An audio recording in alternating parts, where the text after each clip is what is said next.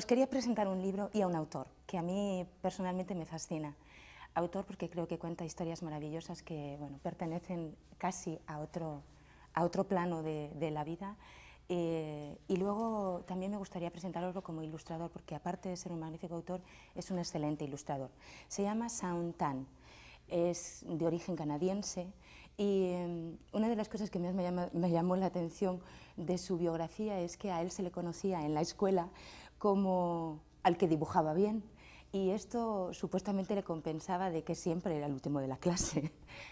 Bueno, el caso es que pasó el tiempo y él terminó con honores su carrera en Bellas Artes y además se licenció también en literatura inglesa.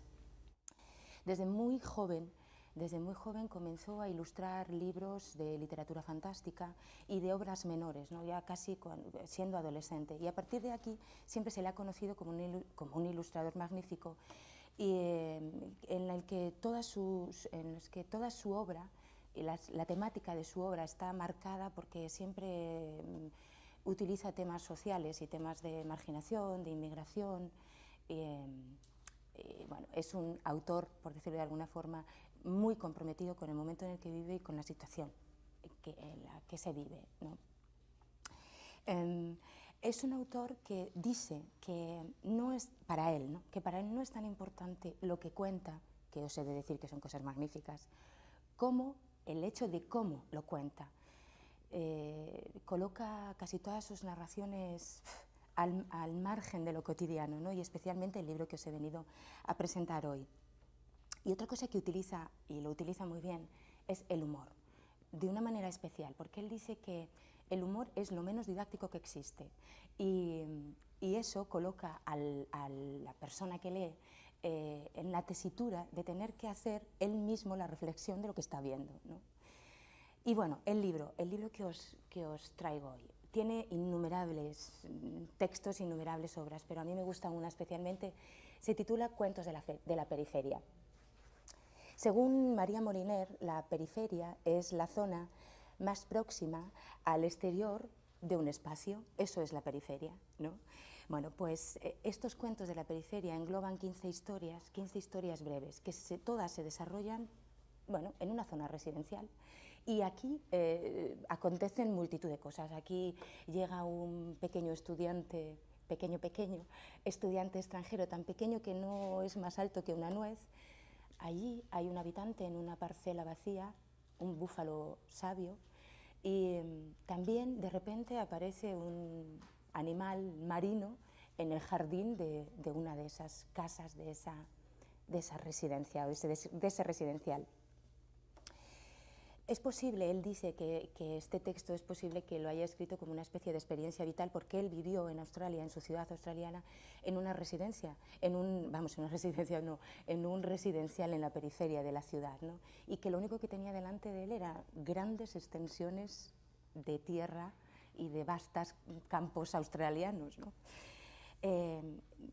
Dice el texto, ¿no?, que lo importante de este texto es la normalidad con la que la gente asume las situaciones más extrañas que os podáis imaginar. Y son unos textos que están en el que se mezcla la realidad con la fantasía, con los juegos infantiles y hasta con las reflexiones adultas, ¿no? Es como nos invita como a vivir un poco o a plantearnos un poco qué es lo que ocurre en el borde de todo, de nuestro propio cotidiano y de las cosas que nos rodean, ¿no?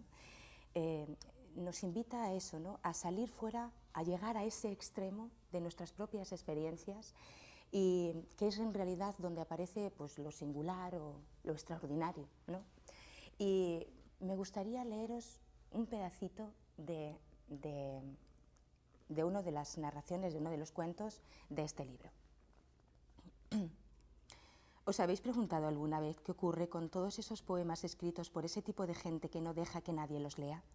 Quizás son demasiado privados y personales, quizá no son lo bastante buenos, quizás la perspectiva de que la expresión más sincera pueda llegar a verse como algo torpe, frívolo, trillado, sentimental, pretencioso o simplemente lamentable es suficiente para que cualquier aspirante a poeta decida ocultar su obra para siempre.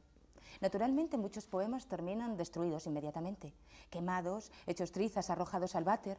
Alguna que otra vez se ha acabado doblando bajo algún mueble inestable para evitar que coje. Otros se encuentran un escondite detrás de un ladrillo suelto, o acaban herméticamente encerrados tras la tapa de un viejo despertador, o entre las páginas de un libro recóndito que seguramente nadie llegará a abrir jamás. Pero puede que alguien llegue a encontrarlos algún día, pero también puede que no.